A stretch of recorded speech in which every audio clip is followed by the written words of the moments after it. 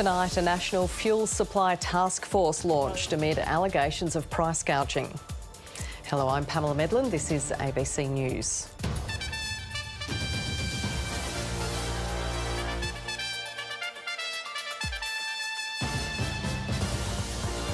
Escalation in the Middle East as Israel strikes a major gas field. A Perth judge releases distressing vision of a violent assault, saying it's in the public interest. A light plane carrying 7 people crashes off Broome, leaving 1 with minor injuries. And an injury to a Docker star opens the door for an AFL debutant.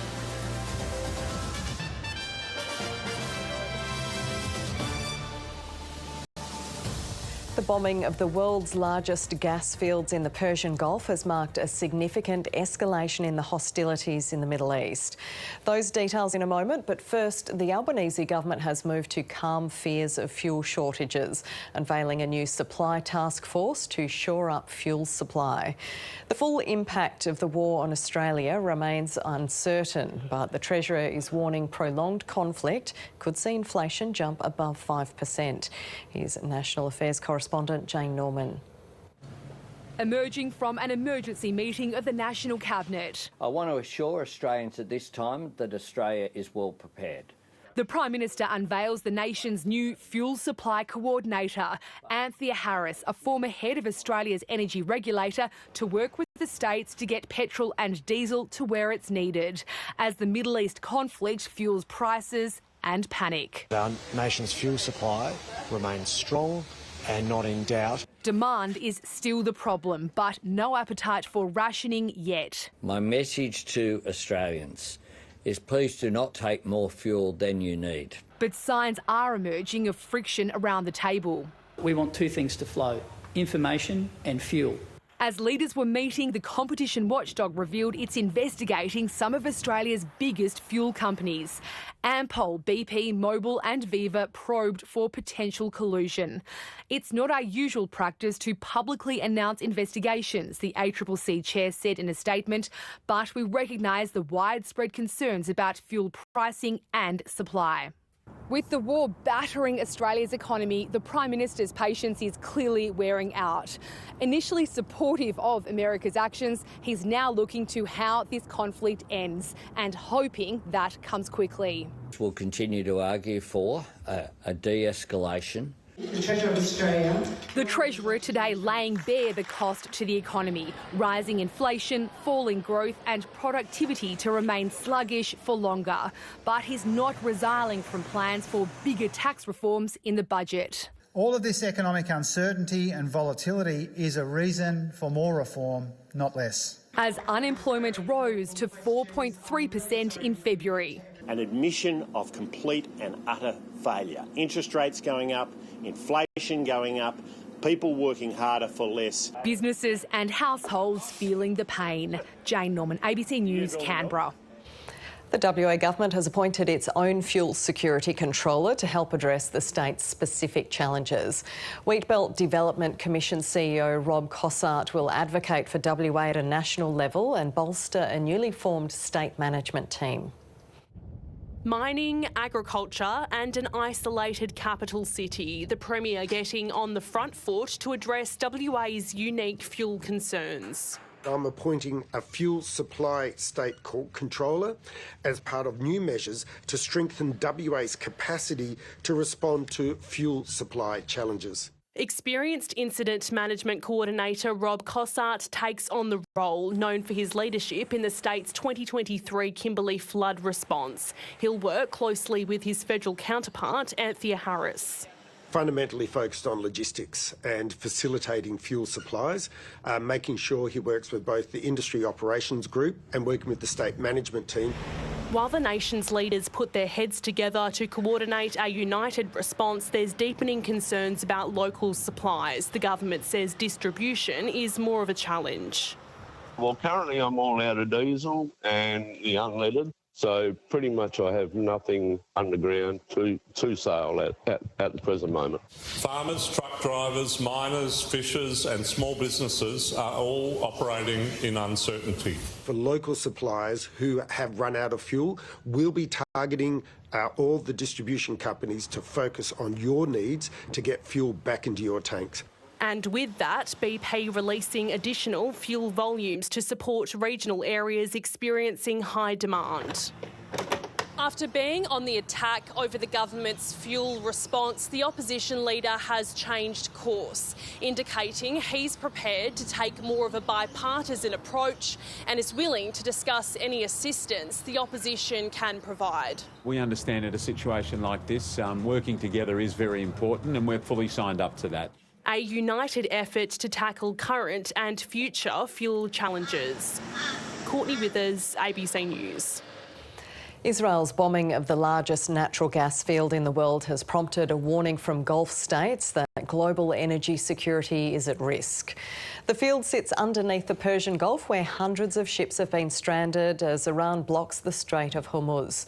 Holding up to 51 trillion cubic metres of natural gas, the reserve is shared by Iran and Qatar. Israel's attacks have prompted Iran to retaliate, placing vital energy facilities right at the centre of the conflict. A fire rips through Iran's massive South Pass gas field. Israeli forces targeting Tehran's sector of the world's largest gas reserve.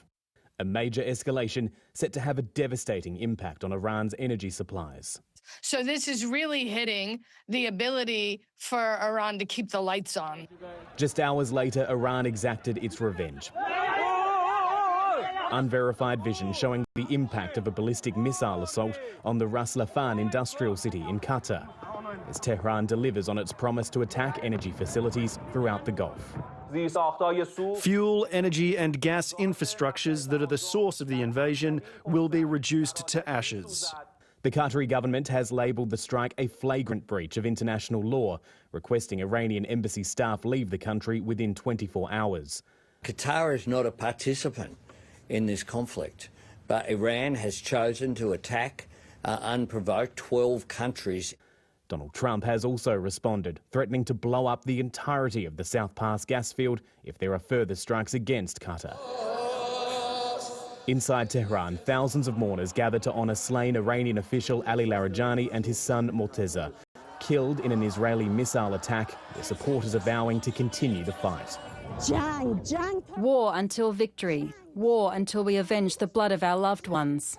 Another top Iranian official, Ismail Khatib, has also been killed.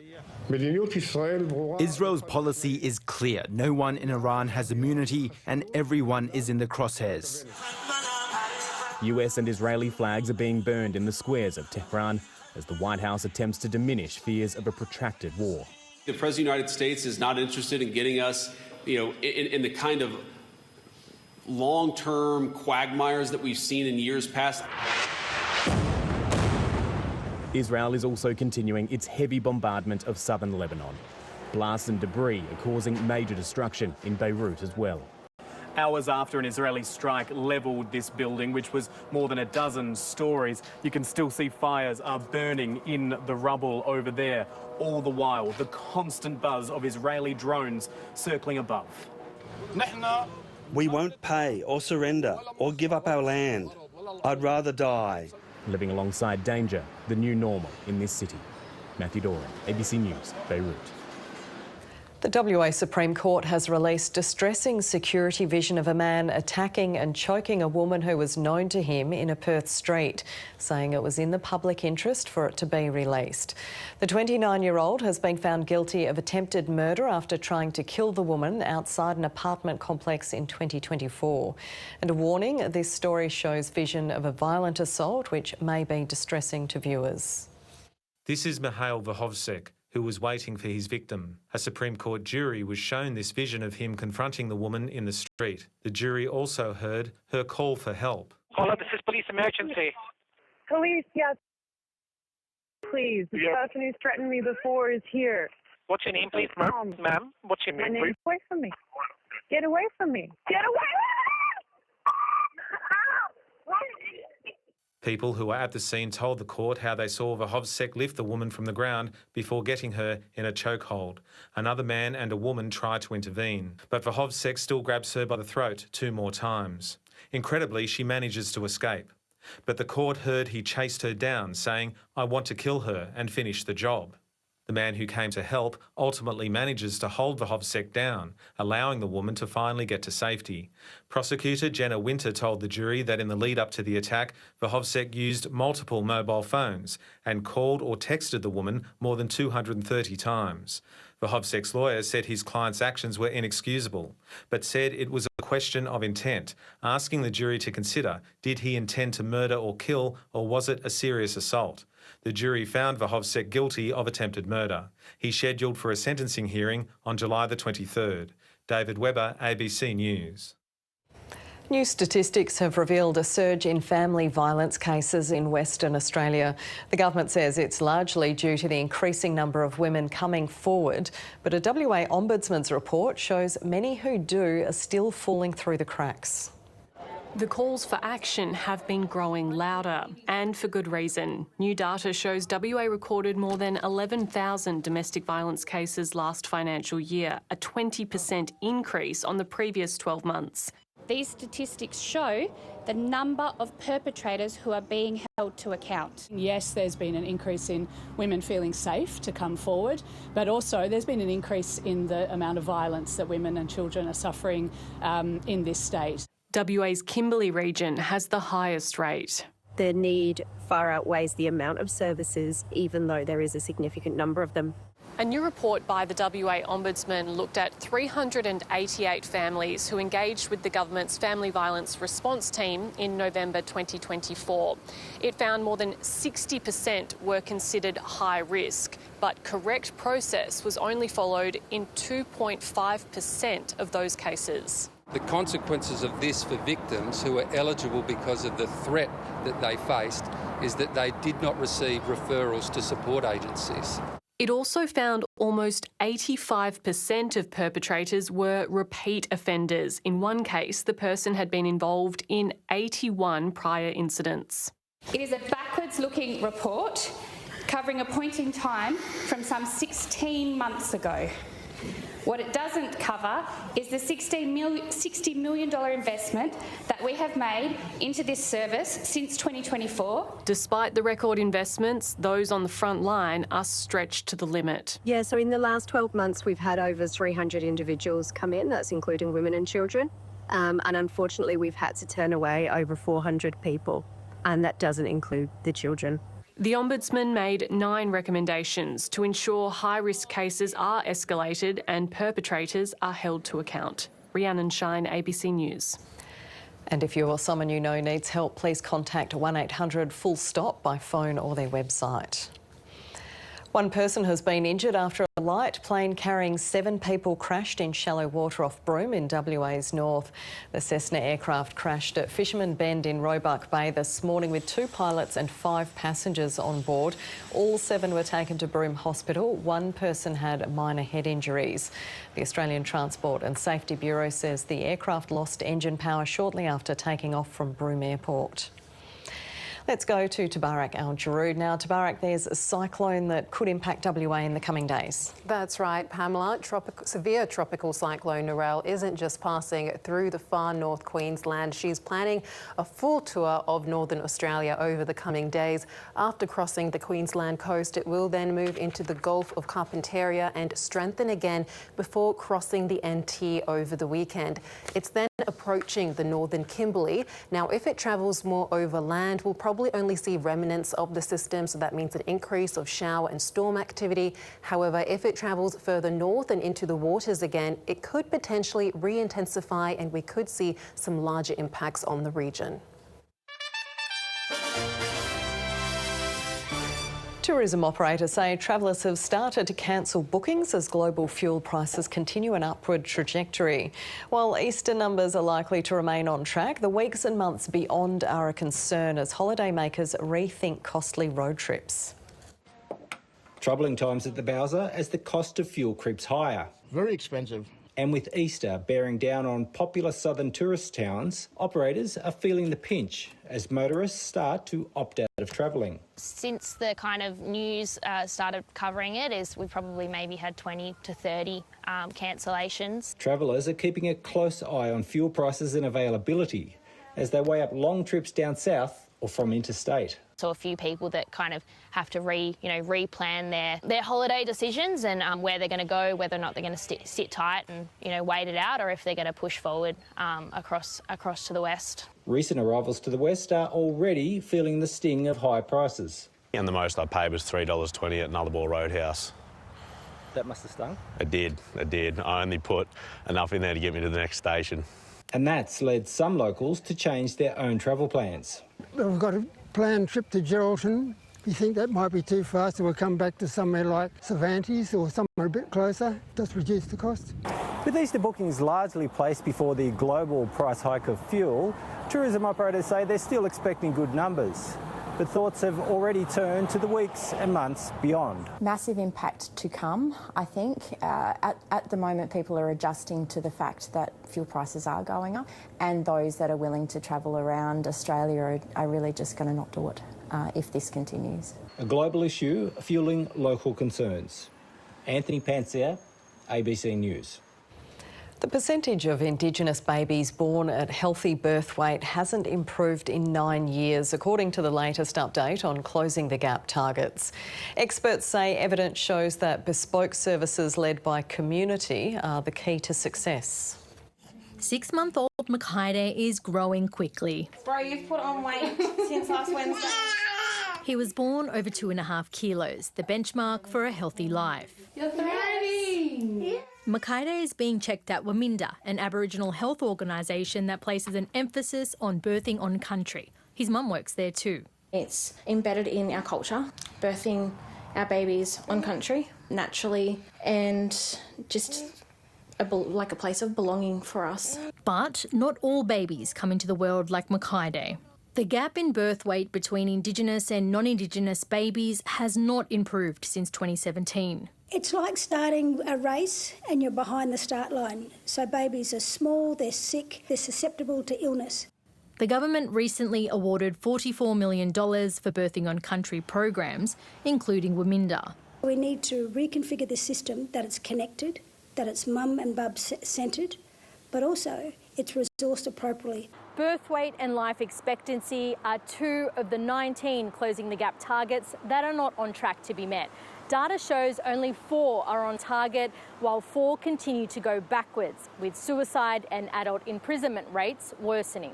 We're asking governments to think about the urgency of these and certainly thinking about different solutions working with community. The government says the data reinforces the need to work together, while the opposition says it should be a wake-up call. The ultimate goal, a generation healthy and thriving. Tani Jash, ABC News. The escalation in the Middle East and soaring oil prices sent the share market tumbling, wiping $50 billion off the value of stocks. It has experts weighing in on the risks to Australians' $4 trillion pool of superannuation. Colin Park has watched thousands of dollars evaporate from his super balance since the war began. Unnerving, I think, is the first thing. Probably a stiff scotch, followed by a dose of reality. Markets have been rattled by an energy shock, an inflation outbreak, higher interest rates and weaker economic growth. The latest attacks pushing the oil price past $110 a barrel, while the ASX 200 has now lost roughly 7% since the war began, or around $250 billion from its February record high. The key message for markets from the events in the Middle East is that the war is far from over. Anyone with superannuation is exposed. $4.5 trillion are invested, with the average balance at around $250,000 for those approaching retirement. Super Ratings Director Kirby Rappel says now is when people start to think about adjusting their portfolio. Typically, moving to cash is easy, figuring out when to move back is hard. So I would say, be careful not to sell out at the bottom and crystallise your loss. hold your nerve. The process of moving your super savings away from shares and more towards cash can take as little as a couple of days. But experts warn people should seek their own personal financial advice before making any major investment decisions. It can be really hard for people to understand if I do nothing, I actually might be doing more. For now at least, Colin Park is holding his nerve. David Taylor, ABC News. And to finance now, here's David Chow. A 1.8% drop in one day is pretty steep. And since war broke out in the Middle East less than 3 weeks ago, the Aussie share market is down almost 8%. So if this conflict gets worse, a severe correction is not out of the question. On the ASX, only 20 out of 200 stocks went up today. And the thing they had in common? They're mostly oil companies, especially with oil prices surging above $112 a barrel, which is a 4-year high, after Israel attacked Iran's gas fields for the first time, marking a major escalation in their war. But somewhat surprisingly, the US Navy has actually been letting Iranian oil tankers pass through the Strait of Hormuz. That's according to the US Treasury Secretary Scott Bessent, who's worried this oil price spike will hurt his supreme leader at the midterm elections. Before the war started, 20 million barrels per day were being shipped through that narrow strait before it was effectively closed. Now, on some days, no oil gets through at all. But on a good day, it's 4 million at best. Locally, today's worst performing stocks were gold miners after the price of gold itself dropped 3%. And the Aussie dollar slipped to 70.4 US cents after the US Federal Reserve decided to keep interest rates on hold. The Fed's chairman, Jerome Powell, said he'd remain on the board as a governor even after his term as chairman finishes in May, possibly despite Donald Trump, who's been trying to sack him for ages. Now, overseas, it was a horrid day for share markets in the US and Asia. And just finally, Australia's unemployment rate went up to 4.3%, which is a fairly significant jump from last month's 4.1%. But on the plus side, it's still a lot lower than many other countries. And that's finance. To sport, Fremantle is grappling with how to contain Melbourne's Keziah Pickett as the club chases its first AFL win in 2026. The Dockers have also named a debutante, the only change following an injury to Hayden Young. Promising signs for Hayden Young, the midfielder running laps after suffering a low-grade hamstring injury. The club hopeful it will be a short layoff. It's a bit tricky because functionally he's good. He ran the other day. He did it early in a game and got through the game, so it was a little bit tricky to assess and a little bit tricky to work out. But yeah, he's going to miss at least one. His absence opens the door for a debutante. Chris Sherry's whirlwind career peaking with selection just a month after signing a contract with Fremantle. The Dockers wary of Melbourne's small forwards, particularly Keziah Pickett. He wants to snap from 40. He's got the talent and he's got the class to match. Pickett ran riot last time the sides met, booting 5 goals and collecting 24 possessions. Justin Longmuir concocting a plan to curb his influence. We feel like we've got some good options. Clearly last time we played he had an impact, but I don't think we helped the players that played on him up the ground. We let the ball move too quick, and he's pretty dangerous on anyone if you can do that. West Coast will make at least one change for its clash with North Melbourne, dropping defender Tom Cole. Liam Baker is expected to return from suspension, while Tim Kelly, Harry Edwards and Harry Schoenberg are also listed in an extended squad. The Eagles will name their final team on Friday. Tom Wildey, ABC News. The Matildas say beating a red-hot Japan in the final of the Women's Asian Cup in Sydney on Saturday won't be mission impossible. Defender Steph Catley conceded the Australians will go into the match as underdogs after Japan thrashed South Korea 4-1 in their semi-final in Sydney last night. This is what's at stake. We've not won a major trophy and we've put ourselves in the position to a few times. A generation of exceptional footballers has promised so much but always fallen short. It's the chance for Japan! Including a 1-0 loss to Japan in the 2018 Asian Cup final. This team in particular, this time around this Asian Cup, this squad is really, really special. Once again, they'll have to beat a formidable Japan team that scored 28 goals in this tournament and last night demolished South Korea. With pressure, individual brilliance and elite teamwork. And the switch of flanks from Matsukubo. And Rumina Chiba! Defender Steph Catley knows the Matildas will be the underdogs. The way that they play football is beautiful to watch. They're very technical and, just a great team, but it's definitely not mission impossible. Japan's coach, Niels Nielsen, with tongue firmly planted in cheek, is keen to divert attention from his superstar team. When they play in front of a crowd like this, of course, Australia are big favourites. Massive favourites for the final. It's football and anything can happen, and we're a great footballing side and we back ourselves and we're absolutely ready, and I'm sure it'll be a great game. A nation that's experienced the highs and the lows of supporting the Matildas will be hoping that this time they can finally pull off a win. It may be the last opportunity for the most talented generation of women to play for Australia. David Mark, ABC News, Sydney. Perth Children's Hospital is now home to a robotic rehabilitation system, helping kids to walk again after serious illness and injury. It's the first children's hospital in the country to own one of the machines. Bruce Tran wants to be a journalist when he grows up. I'm 9 years old and I have cerebral palsy. First, he wants to get back on his feet more often.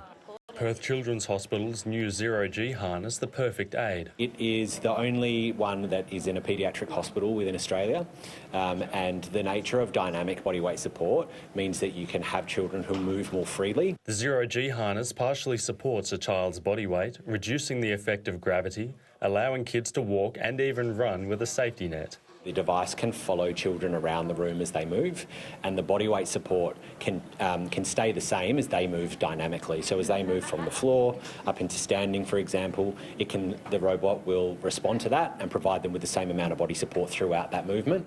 A blessing for Tara Sharp and her twin daughters Rosa and Eve, both born with cerebral palsy. For our kids, they're in therapy for their lives. So yeah, it's nice when they get the opportunity to do something that's a bit different and give some other things a go. So what we're hoping to do is to build new rehabilitation protocols using this machine. So figuring out what's the best way of using it, who's it the best for, and be able to adapt that more widely. Experts hope it could help reshape children's rehab into the future. Callum Lidlow, ABC News. Tabarak is back with us, and it was a bit muggy out there today, Tabarak. Yeah, it wasn't very nice to be outside in those sticky conditions, Pamela. It's one of those days where you'd rather be in Albany like Robert here and enjoy some cooler conditions by the beach. But while it was very hot in Perth, we did have some cloud pushing in off the coastline this afternoon, which brought some light showers. Not enough to record anything in the gauges, but enough to make it quite humid across the metro. We soared to 38 degrees by 11:30 this morning after dropping to 19 overnight. It was a cooler night across much of the southern half. Albany Airport got down to 13 degrees while Bridgetown dropped to 12. Meanwhile, the hottest spots today were once again over in the lower west. West Swan Valley and Pearce both reached a very warm high of 40 degrees. On the satellite, we do have some cloud over the top end in northern Kimberley, where we had some storms ticking away overnight. And of course, there you can see severe tropical cyclone Narelle travelling towards the coast. But back in WA, we have a ridge over the state's southeast, which will slowly weaken over the weekend. It is pushing very hot winds across the west coast, where a trough is lingering. So more warm temperatures on the cards tomorrow, but there will be an afternoon sea breeze along western parts, which will hopefully provide some reprieve. Around the country tomorrow, a shower or two for Sydney and Brisbane, cloudy and 22 in Melbourne, a possible storm in Canberra, and partly cloudy conditions for the remaining capitals. Back in WA, showers and storms over the Kimberley, northern interior and parts of the Pilbara. That's keeping temperatures milder there in the low to mid-30s, but there are some warm sunny spots around, 40 in Paraburdoo, 39 in Roebourne. Those sunny conditions will extend across central parts of the state tomorrow. The hotter temperatures will be felt just inland from the coast, so most towns in the Midwest and the Wheatbelt district will be pushing towards the high 30s. And further south, it's looking partly cloudy over much of the regions. Light showers also possible south of the line from Margaret River to Ravensthorpe, mostly in the morning, and then staying warm and sunny through the Great Southern District. In Perth tomorrow, we've got mostly sunny conditions and more warm temperatures forecast, going from an overnight low of 21 degrees to a maximum of 34. Winds on local waters will be south to southwesterly, about 10 knots, with seas below 1 metre. The sun will rise at 20 past 6 and set at 6:28. And then looking ahead, it's staying sunny over the weekend with tops of 33, a top of 32 on Monday, sunny and 30 on Tuesday, but we will finally see those overnight temperatures dip slightly, so can't wait for that, Pamela. Thanks for that, Tabarak. That's ABC News for now. You can catch the news anytime on ABC iView. Michael Tetlow will be along shortly with your late news, but stay with us now for 7:30. Good night.